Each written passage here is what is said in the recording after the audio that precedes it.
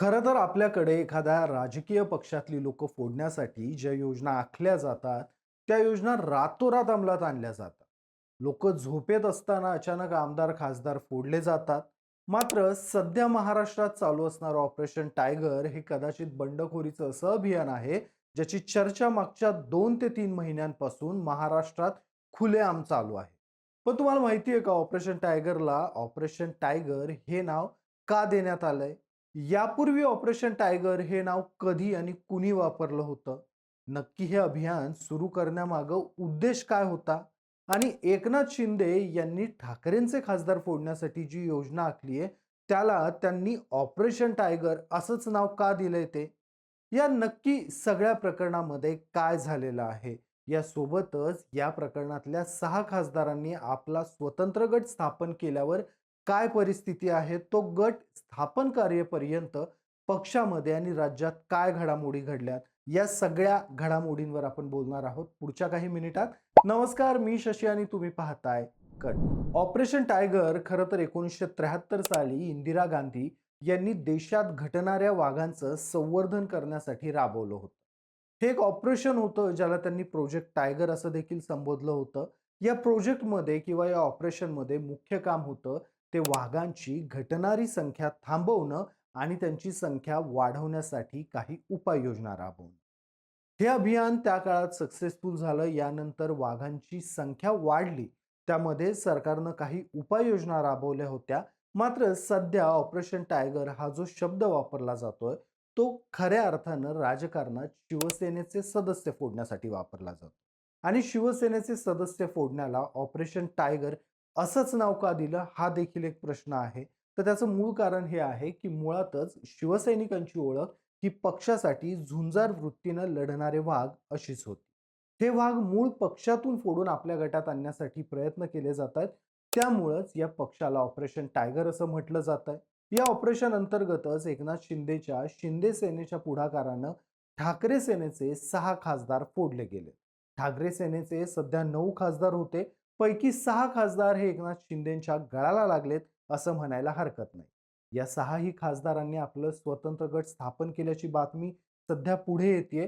मात्र हा गट स्थापन करेपर्यंत राज्यात मोठी उलाढाल झाली होती. किंबहुना ज्या पद्धतीने हे खासदार फोडले गेले, तो जो प्लॅन राबवला गेला होता, तो प्लॅन सध्या राज्यात चर्चेला आहे. खरं तर गेल्या काही महिन्यांपूर्वीच ऑपरेशन टायगरची चर्चा चालू होती. तसे सूतोवाच शिंदे सेनेच्या नेत्यांकडून देखील केले गेले होते. मात्र त्यावेळी स्थानिक स्वराज्य संस्था आणि विधान परिषदेच्या निवडणुका देखील होत्या.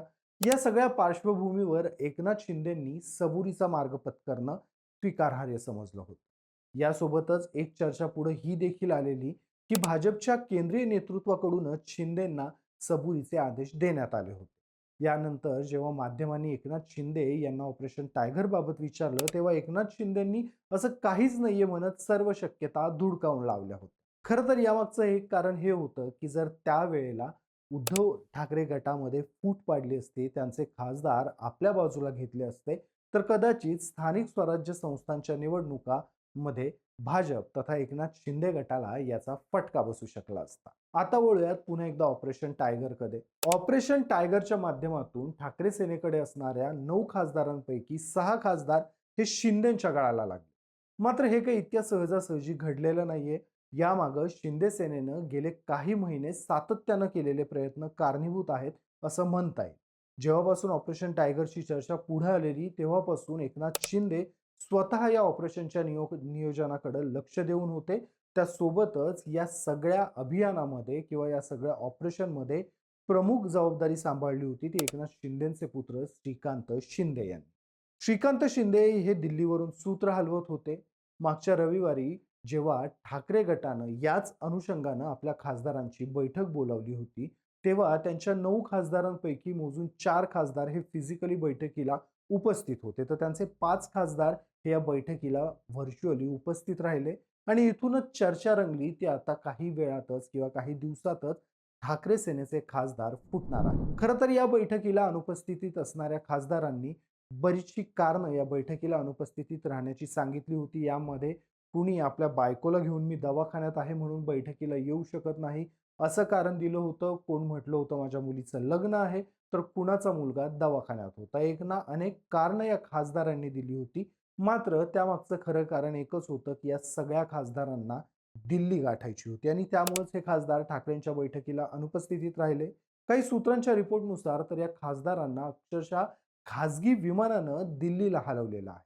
या बाबतीत एका खासदाराच्या बाबतीतला किस्सा तर असा पुढे येतोय, की या खासदारासाठी दिवसातून 3 वेळेला विमान तयार ठेवण्यात आलं होतं.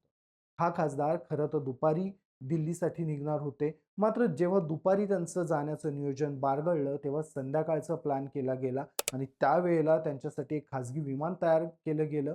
मात्र तोही प्लॅन बारगळला. त्यानंतर मध्यरात्री हे खासदार दिल्लीला रवाना झाल्याचं सांगितलं जातं.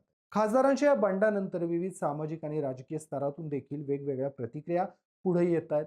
ज्या पद्धतीनं शिवसैनिक किंवा शिवसेनेचे नेते आता या बंडखोरांवर तोंडसुख घेत आहेत, त्याच पद्धतीनं सर्वसामान्य जनता तसेच सेनेच्या इतर सहकारी पक्षांकडून देखील या बंडखोर आमदारांवर तोंडसुख घेतलं जातं. या प्रकरणात नक्की कोण काय म्हणाले हे देखील जाणून घेऊयात. काँग्रेसचे नाना पटोले म्हणाले, हे ऑपरेशन टायगर नाही तर ऑपरेशन गिधाड आहे. ही लोकशाहीची हत्या आहे. ज्या विचारांनी या लोकांना निवडून दिलं त्या विचारांना संपुष्टात आणलं जात आहे. टायगरचा अपमान तुम्ही करू नका. या लोकांना पैशाची कमी नाहीये. हे खरं तर ऑपरेशन गिधाडच आहे. असं गिधाड जे लचके तोड. खासदारांच्या या बंडखोरीमध्ये त्यांना 25 कोटींपेक्षा जास्त पैसे मिळाल्याचा आरोप देखील नाना पटोले यांनी केला.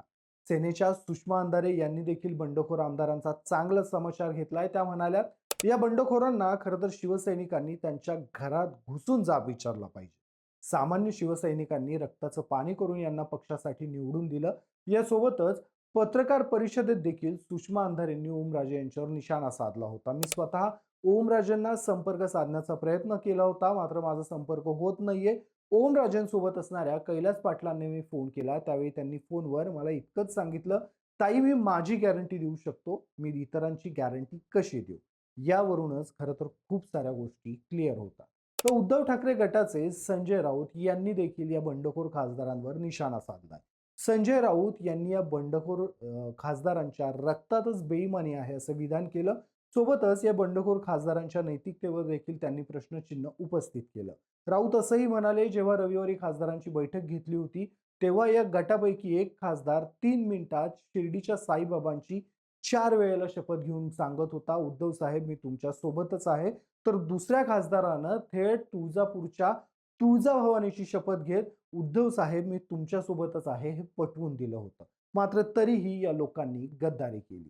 तुर्तास तरी या 6 खासदारांच्या बंडखोरीमुळे राज्यातलं वातावरण ढवळून निघालं आहे असं म्हणता येईल. मात्र या खासदारांच्या बंडखोरीमुळे जेव्हा सर्वसामान्य नागरिक तुम्हाला अमुक अमुक पक्षाच्या चिन्हासाठी मत देऊन निवडून देतात, त्यांच्या विश्वासासोबत ही एक प्रकारची प्रतारणा नाही का असा प्रश्न देखील पुन्हा समोर येतोय.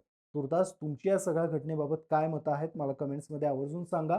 व्हिडिओ आवडला असेल तर व्हिडिओला लाईक करा, शेअर करा आणि अशाच राजकीय घडामोडी जाणून घेण्यासाठी कट टू कटला सबस्क्राईब करायला विसरू नका.